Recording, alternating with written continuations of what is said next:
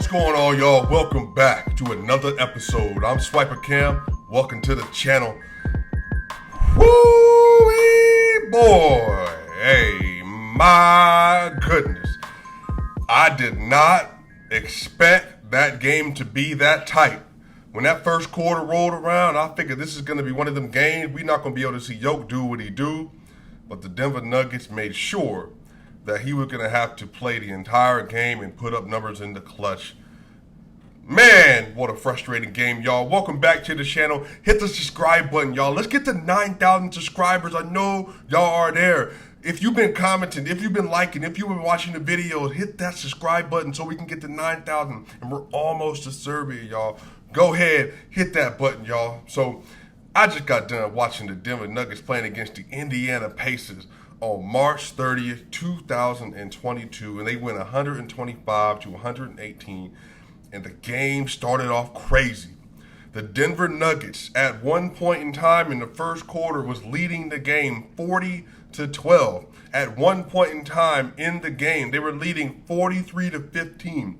They went on a 20-0 run in the first quarter. In the first quarter, Nikola Jokic had 12 points, 7 rebounds, and 5 assists, 1 block, and 2 steals. And I thought this was going to be another one of them 18, 12, 10 nights. But you know what? They started collapsing down the stretch. As soon as that second unit came in, all that momentum was gone, and it was a wrap. Tonight, Nikola Jokic in 36 minutes had 37 points, 13 rebounds, 9 assists, 15 of 19 from the field, 7 of 8 from the free throw line, 1 block, 2 steals. But he had 7 turnovers because it was such a sloppy second quarter and second half. But he was a plus 11 tonight. He misses out on his 20th triple-double of the season. I want to say that's his 8th triple-double he's missed out on by 1 rebound or assist or 2 points, against like he did against Portland.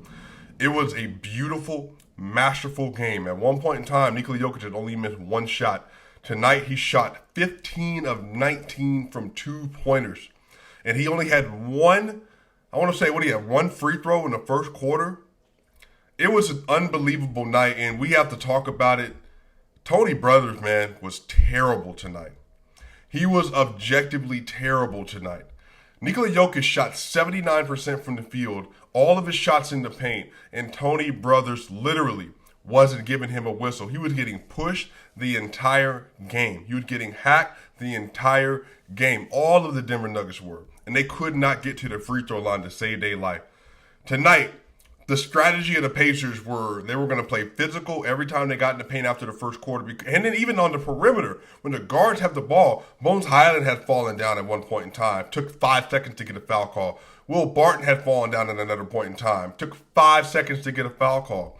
Tonight, somehow, the Pacers only called for 21 fouls, and the Nuggets shot 14 free throws. They were 13 of 14. And they were a way more physical team. The Pacers shot 23 free throws. I'm curious, does one team not have the projected back-to-back MVP center who's averaging 26, 13, and 8? Because I thought so, because you would think that they would call the game accordingly, but they absolutely 1,000% did not. Terribly officiated game tonight. Nikola Jokic had to play exceptional, 37, 13, and 9. Over the month of March, he's averaged over 30 points a game, over 12 and a half rebounds a game, and over 8 assists a game. I'm going to get the numbers and put it together for you. I'm going to put it on my Twitter for SwipaCam. But y'all, it was unbelievably nasty game plan and calling by the referees tonight. Tony Brothers made it about himself tonight, like he always does, apparently, versus the Denver Nuggets.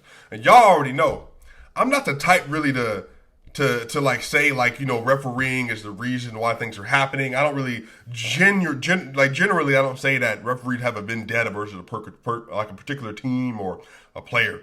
But tonight it seemed pretty apparent that Tony Brothers has gone out of his way versus the Denver Nuggets to try to make it as difficult as possible by not calling just foul calls. I mean, it didn't make any sense. You all, I'm watching the game tonight, putting together this data for y'all. I'm watching the game tonight, and I'm just confused as to What is it? What else is it that he needs to do in order for him to get these foul calls? Because I'm not understanding. It didn't make any sense. Like, the Pacers were getting away with anything and everything, y'all. But anyway, man, it was a great game nonetheless. Nikola Jokic balled out. The second best player in the court was Bones Hyland tonight. Bones Hyland had 20 points, 7 assists, 4 rebounds, and 8 of 14 shooting, 2 of 7 from 3, 2 of 2 from the free throw line. He was a plus 10 tonight. Bones Hyland has had his best month of his career. This entire month, he's been the Nuggets' most consistent second offensive option this entire month. This entire month, he showed his value.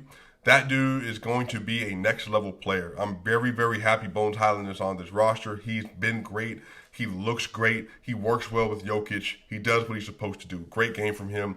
Will Barton had 18 points, 4 rebounds, and 5 assists, 8 of 13 from the field, 2 of 6 from 3. He was a plus 13 with a steal. Another good game from Will Barton. That's 3 straight games of good numbers. Not always good decision-making, but 3 straight games of good numbers for Will Barton. Monte Morris tonight, 11 points, 3 rebounds, 4 assists, 5 of 7 from the field, 1 of 2 from 3. He had 2 turnovers tonight, so that's not great. 4 to 2 assist to turnover ratio for him. He was a plus 2. Jeff Green, 7 points, 2 rebounds. Boogie Cousins didn't play great. He had 11 points, 5 rebounds, and 2 assists, and 5 of 6 shooting. But just like sloppy at a lot of different points in time. Wasn't great. Bryn Forbes, we played 6 minutes, had 1 3-point make. Davon Reed played 17 minutes, 5 points, 1 rebound, 1 assist, 2 of 3 from the field. And then Austin Rivers got thrown out. Craziest throwout I've seen of the year. 3 points, 3 rebounds. Austin Rivers had a double technical with Lance Stevenson. Austin Rivers literally, when he had the ball, grazed Lance Stevenson's beard with his arm. Not his chin, his beard. And Tony Brothers threw him out. He reviewed it by himself, made sure he had the correct call, and still threw him out. Tony Brothers was awful tonight, y'all. There's no way to talk around it. I'm just happy this game is over. I'm just glad that the Denver Nuggets took care of business. The Denver Nuggets are now sitting in the 5th seed, y'all. They're 2 games behind the Dallas Mavericks right now. They're a half a game above the Utah Jazz. They're 2.5 games above the Timberwolves in the 7th seed. They're in the 5th seed, square in the 5th seed right now, moving up the standings with the possibility that the Warriors keep sliding to move up into the 4th seed or the 3 seed, because they're only 2.5 games back of the Warriors who are sliding and only 2 games back of the Mavericks who are playing right now versus Cleveland. And let me check and make sure, because that game might be over. Dallas won, so that's 3 straight. So the Nuggets are in the thick of it. And again, that stamps your MVP right there for Nikola Jokic if they go ahead and move into the 5th seed or 4th seed. Even if they stay in the 6th seed, they just got to continue to win, y'all. All right, y'all, SwipaCam, hit that subscribe button. Hey, man, y'all my people. I'm going to see y'all soon. Peace.